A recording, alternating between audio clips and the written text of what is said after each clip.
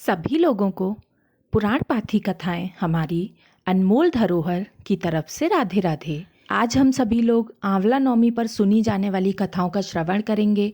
आंवला नवमी के दिन आंवले के पेड़ के नीचे पूजन इत्यादि करने के बाद, कनक धारा स्तोत्र का पाठ सुनने के बाद या फिर पाठ करने के बाद हमें कुछ कथाएं होती हैं जो कि पढ़नी चाहिए या फिर सुननी चाहिए। इन कथा को सुनने मात्र से ही भगवान विष्णु और भगवान शिव और माता लक्ष्मी की कृपा हम पर सदैव बनी रहती है। यहाँ पर हम आंवला नवमी की 4 कथाओं का श्रवण करेंगे। तो हम शुरू करते हैं। पौराणिक कथा के अनुसार एक बार माँ लक्ष्मी भ्रमण करने के लिए पृथ्वी लोक पर आईं। रास्ते में उन्हें भगवान विष्णु और शिव की पूजा एक साथ करने की इच्छा हुई। माता लक्ष्मी ने विचार किया कि एक साथ विष्णु एवं शिव की पूजा कैसे हो सकती है। तुलसी भगवान विष्णु को अति प्रिय होती है और बेलपत्र भगवान शिव को। माँ लक्ष्मी को ख्याल आया कि तुलसी और बेल का जो गुण होता है वह एक साथ आंवले के पेड़ में ही पाए जा सकते हैं। इसी से आंवले के वृक्ष को विष्णु और शिव का प्रतीक मानकर माँ लक्ष्मी ने आंवले के वृक्ष की पूजा की। कहा जाता है कि पूजा से प्रसन्न होकर भगवान विष्णु और भगवान शिव प्रकट हुए। लक्ष्मी माता ने आंवले के वृक्ष के नीचे भोजन बनाकर भगवान विष्णु और भगवान शिव को भोजन करवाया। इसके बाद स्वयं भोजन किया। जिस दिन माँ लक्ष्मी ने शिव और विष्णु की पूजा की थी उस दिन कार्तिक शुक्ल नवमी तिथि थी। तभी से कार्तिक शुक्ल की नवमी तिथि को आंवला नवमी या फिर अक्षय नवमी के रूप में मनाया जाने लगा। एक कथा के अनुसार एक बार जगत गुरु आदि श्री शंकराचार्य जी भिक्षा मांगने एक कुटिया के सामने रुके। वहाँ एक बूढ़ी औरत रहती थी जो अत्यंत गरीबी और दयनीय स्थिति में थी। शंकराचार्य जी की आवाज़ सुनकर वह बूढ़ी औरत बाहर आई। उसके हाथ में एक सूखा आंवला था। वह बोली, महात्मन, मेरे पास इस सूखे आंवले के सिवाय कुछ भी नहीं है जो आपको भिक्षा में दे सकूं। शंकराचार्य जी को उसकी स्थिति पर दया आ गई और उन्होंने उसी समय उसकी मदद करने का प्रण लिया। उन्होंने अपनी आंखें बंद की और मंत्र रूपी 22 श्लोक बोले। ये 22 श्लोक कनक धारा स्तोत्र के श्लोक थे। माँ लक्ष्मी ने दिव्य दर्शन दिए। इससे प्रसन्न होकर माँ लक्ष्मी ने उन्हें दिव्य दर्शन दिए और कहा कि शंकराचार्य जी, इस औरत ने अपने पूर्व जन्म में कोई भी वस्तु दान नहीं की। यह अत्यंत कंजूस थी और मजबूरीवश कभी किसी को कुछ देना ही पड़ जाए तो यह बुरे मन से दान करती थी। इसलिए इस जन्म में इसकी यह हालत हुई। यह अपने कर्मों का फल भोग रही है, इसलिए मैं इसकी सहायता नहीं कर सकती। शंकराचार्य जी ने देवी लक्ष्मी की बात सुनकर कहा, हे महालक्ष्मी, इसने पूर्व जन्म में अवश्य दान धर्म नहीं किया है, लेकिन इस जन्म इसने पूर्ण श्रद्धा से मुझे यह सूखा आंवला भेंट किया है। इसके घर में कुछ नहीं होते हुए भी इसने यह मुझे सौंप दिया। इस समय इसके पास यही सबसे बड़ी पूंजी है। क्या इतना भेंट करना पर्याप्त नहीं है? शंकराचार्य जी की बात से देवी लक्ष्मी प्रसन्न हुई और उसी समय उन्होंने गरीब महिला की कुटिया में स्वर्ण के आंवलों की बरसात कर दी। इस प्रकार से जिस प्रकार देवी माँ लक्ष्मी उस बुढ़िया पर प्रसन्न हुई, ऐसे सभी पर प्रसन्न हो। आइए आंवला नवमी की अब दूसरी कथा सुनते हैं। आंवला नवमी की दूसरी कहानी में एक राजा था।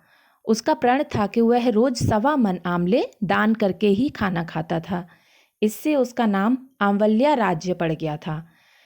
एक दिन उसके बेटे बहू ने सोचा कि राजा इतने सारे आंवले रोजाना दान करते हैं, इस प्रकार तो एक दिन सारा खजाना खाली हो जाएगा।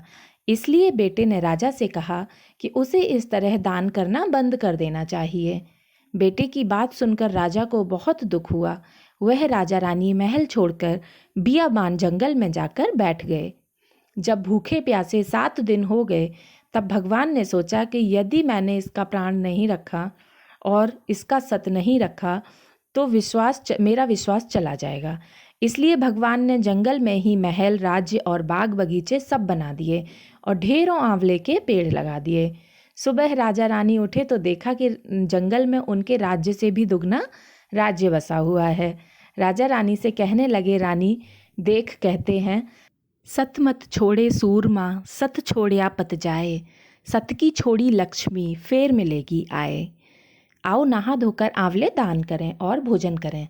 राजा रानी ने आंवले दान करके खाना खाया और खुशी खुशी जंगल में रहने लगे।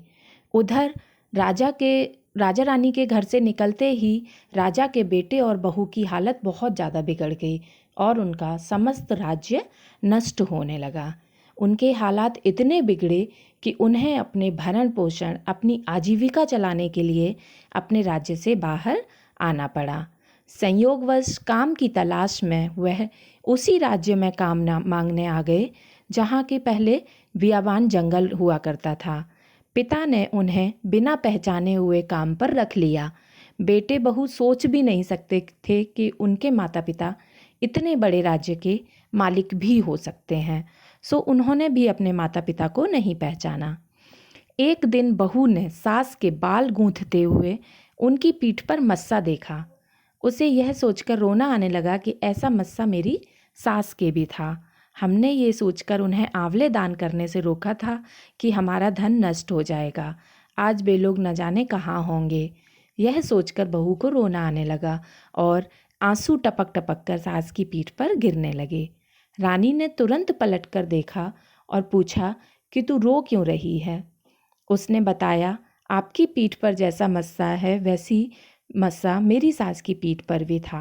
हमने उन्हें आंवले दान करने से मना कर दिया था, इसलिए घर छोड़कर कहीं चले गए थे। तब रानी ने उन्हें पहचान लिया, सारा हाल पूछा और अपना हाल बताया।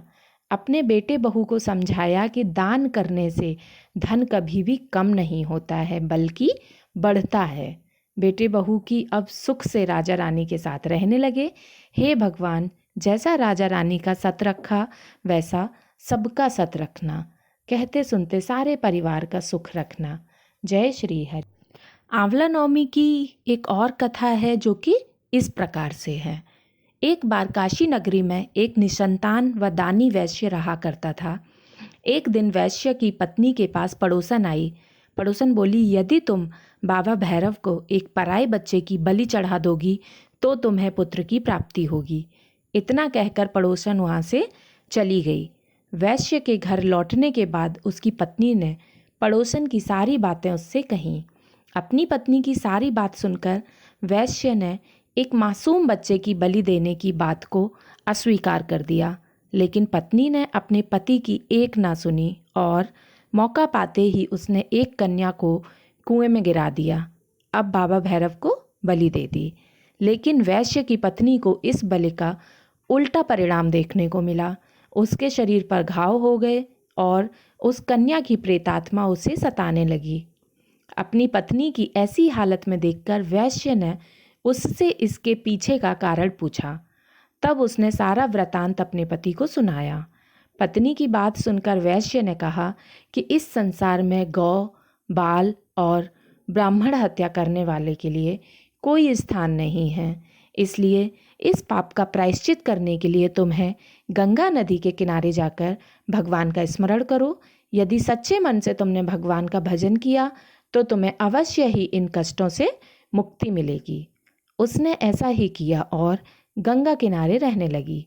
वे प्रतिदिन भगवान का स्मरण करती थी। तब एक दिन वहाँ गंगा माता एक वृद्ध स्त्री का वेश धारण कर प्रकट हुई। उन्होंने वैश्य की पत्नी से कहा, तू मथुरा जा और वहाँ जाकर कार्तिक शुक्ल पक्ष की नवमी का व्रत कर और इसी दिन विधि विधान से आंवले के वृक्ष का पूजन कर। ऐसा करने से तुम्हारे सभी पाप धुल जाएंगे और सभी कष्टों से तुम्हें मुक्ति मिल जाएगी। आंवला नवमी का व्रत रखने से संतान प्राप्ति के साथ ही पारिवारिक सुख समृद्धि की भी प्राप्ति होती है।